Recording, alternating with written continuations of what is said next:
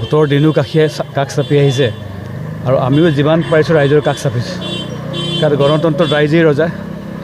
আমাৰ যোৱা 5টা বছৰৰ কাম কাজক লৈ যদি ৰাইজ সন্তুষ্ট ৰাইজে আমাক আশীৰ্বাদ দিব যদি অসন্তুষ্ট ৰাইজে আশীৰ্বাদ নিদিয়ে কিন্তু যিমান জেগালৈ গৈছোঁ ৰাইজৰ মনৰ কথাৰ বুজ লৈছোঁ একেবাৰে মানে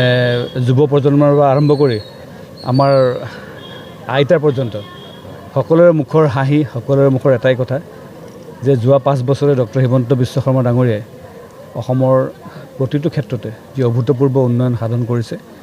সেই উন্নয়নে কম বেছি পৰিমাণে এই অঞ্চলক চুই গৈছে কিছু সমস্যা এতিয়াও আছে নথকা নহয় কিন্তু এনে বহুবোৰ সমস্যাৰ সমাধান হৈছে আৰু এনেকুৱা বহু কাম হয়তো আৰু কৰিব লগা আছে আমাৰ ৰাস্তা পদূলিবিলাকৰ কথা আছে গতিকে ৰাইজৰ মনৰ বুজ লৈছোঁ আৰু আমাৰ যোৱা কাৰ্যকালৰ কাম কাজৰ বাবে ডক্টৰ হিমন্ত বিশ্ব শৰ্মা ডাঙৰীয়াক আশীৰ্বাদ কৰক যাতে আমাৰ প্ৰতিনিধিগৰাকী ইয়াৰ পৰা জিকি গৈ তেখেতৰ হাত যাতে শক্তিশালী কৰোঁ ডক্টৰ হিমন্ত বিশ্ব শৰ্মা শক্তিশালী হোৱা মানে নৰেন্দ্ৰ মোদী শক্তিশালী হোৱা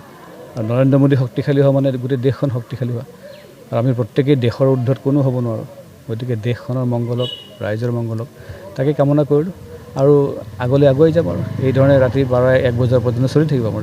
মুখ্যমন্ত্ৰী কেই তাৰিখে আহিব আপোনাৰ মুখ্যমন্ত্ৰী 4 তাৰিখে আহিব হয়